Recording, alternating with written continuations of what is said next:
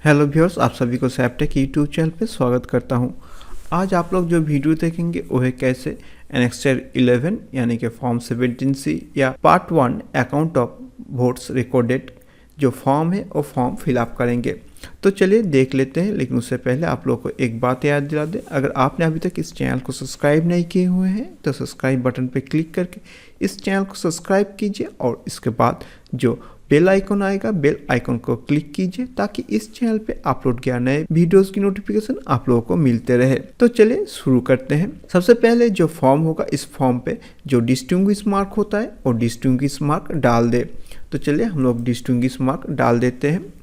जो बूथ का होता है वो डिस्टिंग्विश मार्क हमने डाल दिया। उसके बाद आता है election to House of the People या legislative assembly of the state और यूनियन टेरिटरी, कौन सा प्रकार का वोट है वो यहाँ पर हम लोग को सिलेक्ट करना पड़ेगा। यानी कि अगर लोकसभा वोट हो तो हाउस ऑफ द पीपल, अगर विधानसभा वोट हो तो legislative assembly of the state और यूनियन टेरिटरी का वोट हो तो हम लोग यूनियन टेरिटरी को रख के बाकी को काट देंगे। तो मान लेते हैं ये विधानसभा वोट है तो हम लोग legislative assembly of the state को रखेंगे, बाकी को काट देंगे। तो चलिए हमने काट दिया। उसके बाद फ्रॉम डैश कॉन्स्टिट्यूंसी यानी कि कौन सा विधानसभा क्षेत्र का इलेक्शन का वोट है यहाँ पर डालना पड़ेगा। मान लेते वो है 285 सीयूडी का, तो यहाँ पर हम लोग डाल देते 285 सीयूडी। उसके बाद number and name of polling station अब डालना पड़ेगा, पोलिंग स्टेशन का नंबर और नाम। तो हम वो डाल देते हैं 61 कुसमासुल प्राइमरी स्कूल रूम नंबर 1। अगर एक से ज़्यादा आप लोगों का बूथ है एक ही स्कूल पे या एक ही जगह पे तो रूम 1 रूम 2 बोल के लिखना पड़ता है। तो यहाँ पर हम लोग रूम 1 लिख दिए हैं। अगर एक ही बूथ हो तो रूम 1 लिखना नहीं पड़ेगा। उसके बाद आता है identification number of voting machine used at the polling station, यानी कि पोलिंग स्टेशन पे जो कंट्रोल यूनिट, बैलेट यूनिट और वीवीपैट यूज हुआ है उसका नंबर यहाँ पर डालना पड़ेगा। तो चलिए हम लोग एक के बाद एक नंबर हम लोग डाल देते हैं। सीयू का नंबर, बीयू का नंबर और वीवीपैट का नंबर हम लोग यहाँ पर डाल दिए। उसके बाद आता है total number of electoral assign in the polling station, यानी कि आपके पोलिंग स्टेशन पे टोटल कितना वोटर असाइन किया गया है वो है मान लेते 779। ये आप लोगों को मिल जाएगा मार्क कॉपी पे। उसके बाद total number of voter as enter in the register of voter form 17A, यानी कि फॉर्म 17A में कितने वोटर को रजिस्टर किया गया है उसका नंबर यहाँ पर आप लोगों को डालना पड़ेगा। मान लेते हैं वो है 691। उसके बाद 3 नंबर पे number of voters deciding not to record vote under rule 490, यानी कि 17A पे रजिस्टर होने के बाद कोई मतदाता बोलता है मैं वोट नहीं डालूंगा, तो ऐसा कोई व्यक्ति हो तो यहाँ पर उसका नंबर डालें, नहीं तो यहाँ पर नील लिख दीजिए। मान लेते एक वोटर ने ऐसा किया था तो यहाँ पर हम लोग 1 लिख देते हैं। उसके बाद 4 नंबर पर number of voters not allowed to vote under rule 49A, यानी कि वोटिंग रूल को वायलेशन करने के लिए जो प्रिजाइडिंग ऑफिसर होते हैं, प्रिजाइडिंग ऑफिसर उस मतदाता को वोट देने नहीं देते हैं 17A पे रजिस्टर होने के बाद भी। तो ऐसा कोई वोटर हो तो उसका डिटेल यहाँ पर डालना पड़ेगा, यानी कि कितने ऐसे वोटर थे उसका नंबर यहाँ पर डालना पड़ेगा। अगर कोई वोटर नहीं हो तो यहाँ पर नील लिख दीजिए, नहीं तो वोटर का नंबर यहाँ पर डाल दीजिए। मान लेते एक वोटर वैसा था। उसके बाद test vote recorded under 49M required to be deducted. अगर टेस्ट वोट गिरता है उस समय एक काम पे आता है, अगर टेस्ट वोट नहीं गिरता है तो यहाँ पर एक कोई काम का नहीं है, यहाँ पर NA या नील लिख दीजिए। तो पहले हम लोग यहाँ पर नहीं लिखते हैं कुछ भी, टेस्ट वोट के बारे में बाद में चर्चा करते हैं।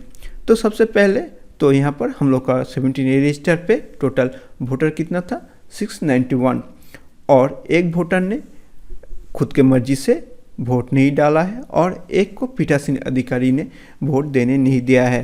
तो टोटल हम लोग का मशीन पे वोट होना चाहिए कितना 691 -1 यानी कि 689 हम लोग का टोटल मशीन पे वोट होना चाहिए। तो हम लोग देख लेते हैं कि हम लोग का जो सीयू है, सीयू का टोटल में कितना वोट होता है, वही वोट नंबर वोटिंग मशीन पे यहाँ पर डालना पड़ेगा, यानी कि total number of vote recorded as per voting machine. Voting machine के वोट क्लोज होने के बाद हम लोग देख लेंगे टोटल कितना है। तो यहाँ पर हम लोग टोटल प्रेस करके देख लेंगे कितना है, तो हम लोग को मिलता है 689। तो हम लोग का जो यहाँ पर जो डेटा हमने डाला है वो सही है एवं हम लोग का मिल जा रहा है पूरा डिटेल्स। अब आते हैं टेस्ट वोट में। मान लेते हैं 691 जो वोट डाला गया है 17A रजिस्टर पे, उसके बीच ही 2 वोट है जो टेस्ट वोट है। तो ऐसे क्षेत्र में क्या होगा, हम लोग को यहाँ पर जो 5A जो सेक्शन है उसे हम लोग को यूज़ करना पड़ेगा, A और B। तो A में क्या लिखेंगे, total number of test vote to be detected, total number कितने वोट गिरा है, और 17 रजिस्टर पे उसका सीरियल नंबर कितना है, यानी कि 17 रजिस्टर में भी टेस्ट वोट के लिए रजिस्ट्रेशन करना पड़ता है, यानी कि लिखना पड़ता है। तो हम लोग लिख देते हैं कि 2 वोट गिरा था, वो है 258 और 308 जो रजिस्टर है सीरियल नंबर का, उस सीरियल नंबर पे टेस्ट वोट डाला गया था।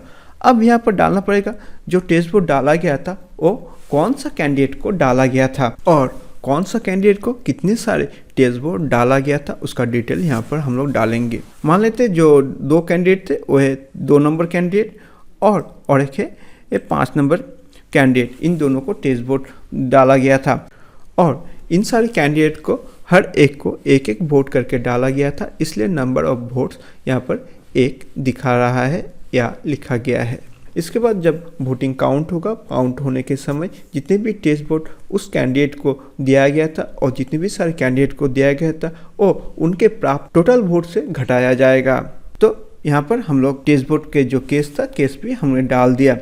अब चलते हैं दूसरे पेज पे, 6 नंबर तक यहाँ पर हो गया। अब दूसरे पेज पे चलते हैं, 7 नंबर पे आता है whether the number of votes as shown against 6 tallies with total number vote as shown against item 2 minus number of vote deciding not to record vote against item 3 minus number of vote as against item 4, i 2 minus 3 minus 4 or any discrepancy noticed। तो यहाँ पर हम लोग देख सकते हैं, हम लोग 2 minus 3 minus 4 टोटल कितना होता है हम लोग का 689, यानी कि हम लोग का जो वोटिंग मशीन पे जो टोटल दिखा रहा है उसके समान ही हो रहा है। तो यहाँ पर हम लोग लिख देंगे यस टैलीज, यानी कि सारे जो डेटा है डेटा मिल रहा है। तो यहाँ पर हम लोग यस टैलीज। उसका 8 number, number of voters to whom tender papers are issued under rule 49P। अगर टेंडर बैलेट पेपर इशू होता है तो उसका नंबर यहाँ पर लिखिए, नहीं तो यहाँ पर नील लिख दीजिए। तो हम लोग यहाँ पर नील लिख देते हैं, कोई टेंडर बैलेट पेपर इशू नहीं किया गया है। उसके बाद number of tender ballot papers. अब यहाँ पर हम लोग का टेंडर बैलेट पेपर्स का डिटेल्स यहाँ पर डालना पड़ेगा। रिसीव फॉर यूज, यानी कि टोटल कितना टेंडर बैलेट पेपर दिया गया था, फॉर्म 2 यानी कि कितने सीरियल नंबर से लेके कितने सीरियल नंबर तक। तो यहाँ पर हम लोग लिख देते हैं जो टोटल 20 हम लोग का एलोकेट किया गया था फ्रॉम 9506 से लेके 9525 तक। उसके बाद इशू टू इलेक्टर्स, यानी कि इलेक्टर को कितना इशू किया गया है। अगर कोई नहीं इशू किया गया है तो यहाँ पर नील लिखेंगे, नहीं तो जितने भी सारे टेंडर बैलेट पेपर इशू किया था उसका नंबर और कितने सीरियल नंबर से लेकर कितने सीरियल नंबर तक उसे इशू किया गया था वो नंबर यहाँ पर लिखना पड़ेगा। नॉट यूज एंड रिटर्न, कोई यूज़ नहीं है हुआ है तो पूरा जो था वो पूरा ही रिटर्न जाएगा, बी से रिटर्न जाएगा, फॉर्म 2 लिख दिए। उसके बाद अकाउंट ऑफ पेपर सील। अब यहाँ पर आता है अकाउंट ऑफ पेपर सील, जितने भी सारे पेपर सील हम लोग ने यूज़ किया है उसका डिटेल यहाँ पर डालना पड़ेगा। Paper seal supplied for use, paper seal means green pepper seal का बात यहाँ पर किया जा रहा है। तो यहाँ पर paper seal supplied for use कितनी पेपर सील दिया गया था, तो दिया गया था सीरियल नंबर फ्रॉम 2, हम लोग यहाँ पर डाल देते हैं जो serial number of paper seal का सीरियल नंबर हम लोग यहाँ पर डाल देंगे। उसका पेपर सील यूज, कितने पेपर सील हमने यूज़ किए हैं उसका नंबर यहाँ पर डाल देते हैं। सीरियल नंबर फ्रॉम 2, कितने सीरियल नंबर से लेके कितने सीरियल नंबर, एक ही यूज हुआ है इसलिए सिर्फ फॉर्म है 2 में कुछ नहीं लिखा जाएगा। Unused paper seal return to returning officer, कितने रिटर्न गया है, 1 हम लोग ने यूज़ किया है, 2 दिया गया था तो 1 रिटर्न होगा, तो यहाँ पर 1 लिख देते हैं। सीरियल नंबर फ्रॉम 2 कौन सा हुआ है, जो 665 हम लोगों ने यूज़ किया है, 666 रिटर्न जाएगा। उसका बाद damage paper seal if any, अगर कोई डैमेज होता है तो डैमेज का डिटेल्स यहाँ पर डालना पड़ेगा, कितना डैमेज हुआ है और सीरियल नंबर, कितना सीरियल नंबर था वो यहाँ पर डालना पड़ेगा। यहाँ पर कोई डैमेज नहीं हुआ है तो यहाँ पर नील लिख देते हैं। अब यहाँ पर देखिए सिग्नेचर ऑफ पोलिंग एजेंट्स, यहाँ पर 1 2 3 4 5 6 यहाँ पर सारे जितने भी सारे पोलिंग एजेंट आपके बूथ में उपस्थित होंगे उनका साइन यहाँ पर होगा और यहाँ पर वो लोग साइन करेंगे। उसके बाद नीचे date place signature of presiding officer, तो यहाँ पर जो डेट है डेट दे देंगे और उसके बाद प्लेस आपका बूथ का नाम यहाँ पर डाल दीजिए और यहाँ पर होगा जो प्रिजाइडिंग ऑफिसर होंगे, प्रिजाइडिंग ऑफिसर इसका सिग्नेचर, प्रिजाइडिंग ऑफिसर यहाँ पर सिग्नेचर कर देते हैं। उसके बाद यहाँ पर पोलिंग स्टेशन का जो नंबर है वो यहाँ पर डालना पड़ेगा। उसके साथ जो डिस्टिंग्विश मार्क है, डिस्टिंग्विश मार्क यहाँ पर डाल देंगे। तो हम लोग का जो 17C पार्ट था वो 17C पार्ट पूरा हो चुका है और आशा करता हूँ इस वीडियो से आप लोगों को आसानी से समझ आ जाएगा कि 17C फॉर्म को कैसे पूरा किया जाता है। और आशा करता हूँ ये वीडियो आप लोगों को अच्छा लगेगा। अगर ये वीडियो आप लोगों को अच्छा लगता है तो ज़रूर इस वीडियो को लाइक कीजिए, शेयर कीजिए और ज़रूर कमेंट बॉक्स से लिख के बताइए ये वीडियो आप लोगों को कैसा लग रहा है। तो आज के लिए बस इतना ही, फिर मिलेंगे दूसरे वीडियो पे।